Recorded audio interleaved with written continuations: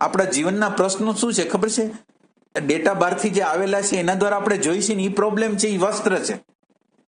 ખરેખર જીવનની અંદર આ ડેટાઓ, જે સમાજના ડેટાઓ ને ધર્મના ડેટાઓ ને આધ્યાત્મના ડેટા ન હોય ને તો તમારું જીવન એટલું બધું એક સેન્સથી એટલું બધું આસાન હોય ને. તમે કોઈ વસ્તુને ખરાબ ન કહેતા હો, કોઈ વસ્તુને અધમ ન કહેતા હો, કોઈ વસ્તુને હારી ન કહેતા હો, તો તમે એ વસ્તુમાં જલ્દી મેચ્યોર થઈ જાઓ.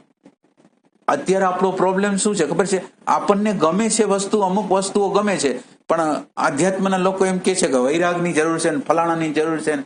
હવે તમે વૈરાગના બાને તમને આજે અત્યારે ઇન્ટરેસ્ટ છે, ઇન્ટરેસ્ટને તમે દાબી દો છો. હવે ઇન્ટરેસ્ટ એમ દબાતો છે? હવે ઇન્ટરેસ્ટ, કુદરતે ઇન્ટરેસ્ટને દબાવવાનું નહોતું કીધું, ઇન્ટરેસ્ટને ફૂલાવાનું કીધું હતું. ઇન્ટરેસ્ટની અલ્ટિમેટ વસ્તુ, એટલે આપણા વચ્ચેના સાધુ સંન્યાસીઓએ ખોટા સંસ્કારો આપણને આપી દીધા. ખરેખર કુદરતે આપણને આવી રીતે આ પ્રકારના વૈરાગની વાત જ નથી કરી. આ કુદરતે એમ કીધું છે કે તમને જે રસ છે ને એ રસ તમને જે બાબતમાં છે એ રસમાં અલ્ટિમેટ લગીને વયા જાઓ, રસની અંદર વયા જાઓ, રસની અંદર પૂરેપૂરા રસને માણો અને રસને જે અલ્ટિમેટ છે ને ત્યાં લગીને વયા જાઓ. એટલે રસનું અલ્ટિમેટ વસ્તુ શું છે ખબર છે? એની વ્યર્થતા તમને સમજાય. તમે એ રસમાં ગયા ને એટલે હવે તમને પ્રશ્ન થયો, તમે એ જ વસ્તુને વારે વારે જોઈ અનુભવી, વારે તમને પ્રશ્ન થાય આનાથી પછી શું જે સવાલ થયો ને એ તમને આધ્યાત્મમાં પ્રવેશ કરાવશે. પણ તમે ડેટા દ્વારા જીવો છો એટલે હવે જેવો કંઈક રાગ આવ્યો કે કંઈક ઇન્ટરેસ્ટ પડ્યો તો કે ઇન્ટરેસ્ટ નથી લેવાનો. એટલે આખો આધ્યાત્મ સમાજ છે ને સેલ્ફ ટોર્ચર ઉપર ઉભો છે. પોતાને દુઃખી કેવી રીતે કરવા, પોતાને સુખી કેવી રીતે ન બનાવવા, એના સેલ્ફ ટોર્ચર ઉપર આખો અત્યારનો સમાજ, આધ્યાત્મનો જે સમાજ છે એ સેલ્ફ ટોર્ચર ઉપર ઉભો છે. ખરેખર પરમાત્મા એવી રચના કરી હતી કે તમે જે વસ્તુ તમને ગમતી હોય ને એ ગમતી હોય એને માણો, તમે એમાં જાઓ, તમે એને રિસ્ટ્રિક્શન ન કરો. એ જે આપણો ગમો છે ને, આપણો અંદરનો જે રસ છે ને એ પરમાત્માનો રસ છે, આપણો રસ નથી. અને એ રસનું નામ એ લોકોએ એસેન્સ આપ્યું. પરમાત્માનો જે પ્રકૃતિમાં જે પહેલો રસ છે ને એ પ્રકૃતિનો રસ છે. એટલે એને નામ આપ્યું એસેન્સ. એટલે તમારા એસેન્સને તમે તૃપ્ત કરો, પર્સનાલિટીને તૃપ્ત કરો એમ નથી કીધું. તમારું એસેન્સ કેવી વસ્તુ છે? એ તમારા સ્વયંનો રસ. બીજાએ કીધો ને તમને રસ પડ્યો એવો રસ નથી, પણ તમે જે જન્મતા વેત જ જે રસ લઈને જન્માતા ને એ રસને તમે પાણી પાઓ. એ રસને જો તમે પાણી નહીં પાવ ને તો તમે ગમે એટલી આધ્યાત્મની યાત્રા કરશો ને બધી નિષ્ફળ જવાની છે. તમારા એસેન્સના રસને તમે પાણી આપો. અને કુદરતે એવા રસની નિર્માણ કર્યું છે, માનો કે સંગીતકાર છે, કલાકાર છે. હવે સંગીતની દુનિયામાં એટલો બધો આગળ વધી જાય કે એની નામના થઈ જાય આખા વિશ્વની અંદર. કલાકાર છે એની નામના થઈ જાય. પછી કલાકારને એવો પ્રશ્ન થાય છે આ બધું છે એને એ જોવે છે.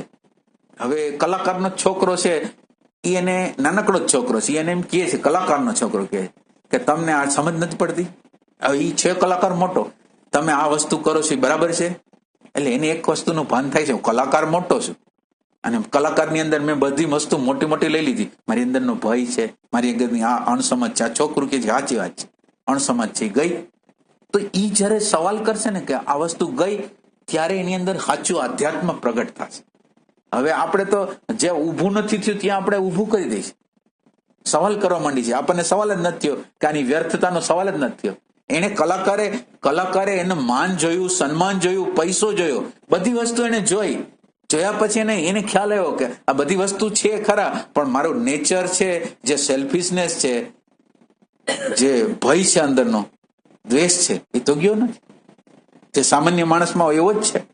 તો મેં આમાં હું માનો કે આ બધી બહારની વસ્તુ દ્વારા મારું શું થયું તો કે મારે અંદર તો કાંઈ નથી. તો અંદર કાંઈ નથી થયું, ત્યાંથી જે યાત્રા થશે એ સાચી યાત્રા થશે. એટલે આપણે આ જે દમનના માર્ગ ઉપર જે હાલવા નહીં, પણ એસેન્સને પોષણ આપવાની જરૂર છે. એસેન્સને પોષણ આપવાનું. તમને ક્યાં રસ છે પેલા તમે બરાબર ગોતી કાઢો. એમાં શું થાય, આપણા રસ બે પ્રકારના છે, એક પર્સનાલિટી દ્વારા આવેલો રસ છે અને એક એસેન્સનો રસ છે. એટલે તમારે ગોતવું અઘરું પડશે, પણ તમારે ગોતવું પડે કે તમારો એસેન્સનો રસ શું છે. અને એસેન્સનો રસ છે અને પર્સનાલિટીના રસની અંદર બહુ મોટો ભેદ છે. પર્સનાલિટીનો રસ છે એમાં સુખ મળે, જોજો તમે બરાબર જો. પર્સનાલિટીમાં પૈસો મળે, પ્રતિષ્ઠા મળે તો અમુક પ્રકારનું પણ તમે એસેન્સને તૃપ્ત કરો ને, કન્ટેન્ટમેન્ટ મળે. કન્ટેન્ટમેન્ટ એટલે સંતુષ્ટિ મળે. એક અલગ પ્રકારનો ટેસ્ટ છે. પર્સનાલિટીનો ટેસ્ટ છે એ અલગ છે, અને એસેન્સમાંથી જે ટેસ્ટ મળશે ને એ તમે મેચ્યોર થાવશો. અને આ જે એસેન્સમાં જીવતો માણસ હોય એને કોઈ પ્રશ્ન કરે કે તમારું અત્યારે મૃત્યુ થઈ જવાનું છે, એને આત્મા પરમાત્માનું જ્ઞાન નથી.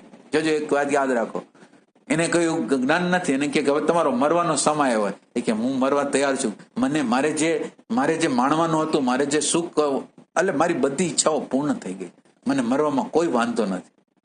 હવે એને કોઈ આત્મજ્ઞાન કે એવું કઈ નથી થયું, પણ એને અંદરનો કન્ટેન્ટમેન્ટ મળ્યું છે. જે ગોતતો હતો અને જેના દ્વારા ગોતતો હતો એ સાધન સાચું મળ્યું છે, અને હવે પરમાત્માની આત્માની નજીક એસેન્સ દ્વારા તમે આત્માને હાવ પછી ટચ કરી શકો. પછી આત્માને મેળવવા માટે બહુ નાનકડો પુરુષાર્થ છે, પણ તમે એસેન્સ મુજબ જીવતા નથી એટલે પ્રોબ્લેમ બહુ મોટા છે. પર્સનાલિટીનું સુખ છે, ગમે એટલું સુખ હોય, પર્સનાલિટીમાં તમને ગમે એટલું સુખ મળે, તમને અંદર કંઈક એવી વસ્તુ લાગે કે કંઈક ખૂટે છે, ત્યારે એસેન્સ દ્વારા તમે જીવવા તો અંદરનો કન્ટેન્ટમેન્ટ, અંદરનો તૃપ્તિ તમને મળે. એના દ્વારા તમે મેચ્યોર થાવ, અને મેચ્યોર થયા પછી તમને જે સાચો સવાલ ઉભો થશે, ખરેખર આ શું છે, ખરેખર આ સ્વીકાર શું છે, ત્યારે તમે સ્વીકારને ગોતશો સાચી રીતે, આત્માને ગોતશો સાચી રીતે. ત્યારે અત્યારે આપણી શોધ, આપણું એસેન્સ છે એ તૃપ્ત નથી થયું, એટલે એને કઈ જરૂરિયાત પડી નથી. આની એસેન્સને તૃપ્ત કર્યું નથી, એટલે એની જરૂરિયાત તો અત્યારે પર્સનાલિટી છે. એટલે એ બારોબારથી સ્વીકાર કરીને અત્યારનું જીવન છે ને એ હલાવવા માંગે છે. ઓલી અતૃપ્તિ છે એનો અવાજ હજી એને વ્યવસ્થિત આવ્યો નથી. જે એસેન્સની જે અતૃપ્તિ છે ને એ જ આપણને પરમાત્માના રસ્તે લઈ જાય છે. એસેન્સ જ્યાં લગીન એસેન્સને તમે તૃપ્ત ન કરો ને ત્યાં લગીને અંદરની બેચેની જાય નહીં. આટલું યાદ રાખવાનું. અને આ બે વચ્ચેનો ભેદ કરવાની જરૂર છે. એસેન્સનો અને પર્સનાલિટીના સુખ છે, બે વચ્ચેનો ભેદ કરવાની જરૂર છે.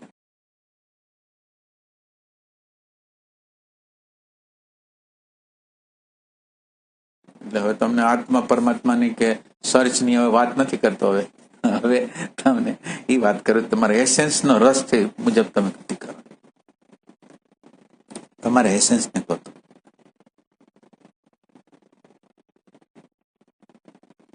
એટલે એક અસ્તિત્વ છે, એક એસેન્સ છે, એક પર્સનાલિટી છે, અને એક ફોલ્સ પર્સનાલિટી છે.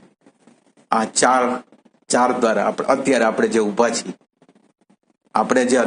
છીએ, ક્યાં છીએ? ફોલ્સ પર્સનાલિટીમાં ઊભા છીએ. પર્સનાલિટી રાઈટ પર્સનાલિટીમાં નથી ઊભા. રાઈટ પર્સનાલિટી કોને કહેવાય? એસેન્સ જેવું હોય ને એવી પર્સનાલિટી બની જાય. એસેન્સ ને અનુરૂપ પર્સનાલિટી બને ને એ રાઈટ પર્સનાલિટી. મારું એસેન્સ જેવું હોય ને એવી પર્સનાલિટી હોય. તો આપણે તો અત્યારે તો એસેન્સ તો ક્યાંનું ક્યાં ફેંકાઈને દૂર વયું ગયું, તમે અંદાજ નહીં કરી શકો, પણ તમારું એસેન્સ તો ક્યાંયનું ક્યાંય ફેંકાઈ ગયેલું છે ને તમે એસેન્સથી તો હાવ રોંગ ટ્રેક ઉપર જ છો. અત્યારે બધા લોકો, તમે જેટલા છો બધા એસેન્સથી ક્યાંય આઘા છે.